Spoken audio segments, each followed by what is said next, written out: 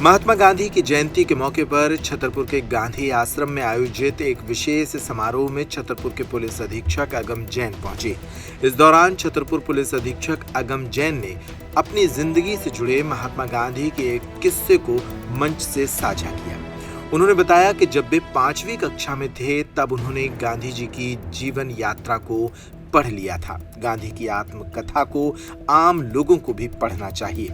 उन्होंने कहा कि जब वे आईपीएस बनने के लिए इंटरव्यू देने गए तब उनसे गांधी जी से जुड़ा एक सवाल पूछा गया।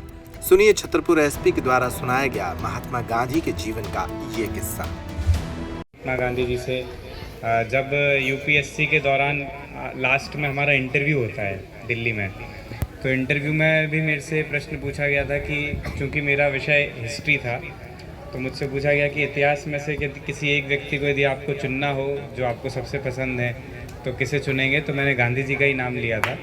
और उसके बाद में और भी डिटेल में पूछा कि आपने गांधी जी को क्यों चुना, तो क्यों चुना उसके लिए आपने अभी सभी देखा ही, बच्चों ने किस तरह से बताया, क्या क्या उन्होंने नारे दिए थे, कैसे उन्होंने हमें हुकूमत से आज़ादी दिलाई।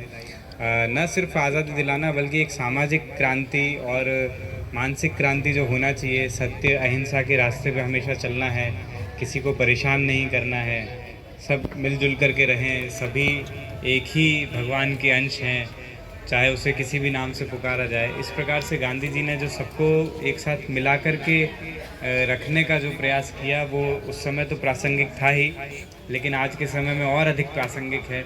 हम सभी गांधी जी ने जो हमें संदेश दिया है उनके जीवन के माध्यम से उसे ज़रूर अपनाएं। यहाँ पर बच्चे बैठे हैं तो मैं उन्हें ज़रूर बताना चाहूँगा कि मैं भी जब लगभग आप ही की उम्र का था 5वीं 6वीं क्लास में, तब मैंने पहली बार उनकी ऑटोबायोग्राफी पढ़ी थी, उनकी जीवनी पढ़ी थी, सत्य के प्रयोग।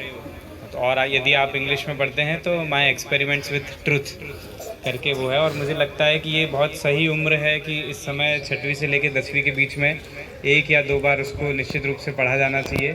तो आप उन महान व्यक्तित्व के बारे में तो जानेंगे ही, लेकिन हमें हमारा जीवन कैसे बढ़ाना है या शेप करना है उसके बारे में भी हमें बहुत चीज़ें समझ में आएंगी। तो यहाँ से भी या कैसे भी जो टीचर्स बैठे हैं निश्चित ही बच्चों को उस किताब के बारे में अवश्य रूप से बताएंगे।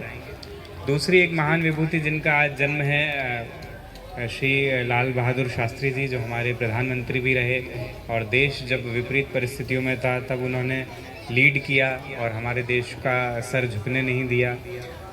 और बहुत ही असामयिक उनकी मृत्यु रही, लेकिन जितने समय वो हमारे देश के प्रधानमंत्री रहे हमें उन पर भी गर्व है। उनके जो मैसेजेस हैं, जय जवान जय किसान, वो भी हम हमारे जीवन में अपनाएं। दोनों महान विभूतियों को नमन करते हुए आप सभी ने मुझे कार्यक्रम में बुलाया, उसके लिए धन्यवाद।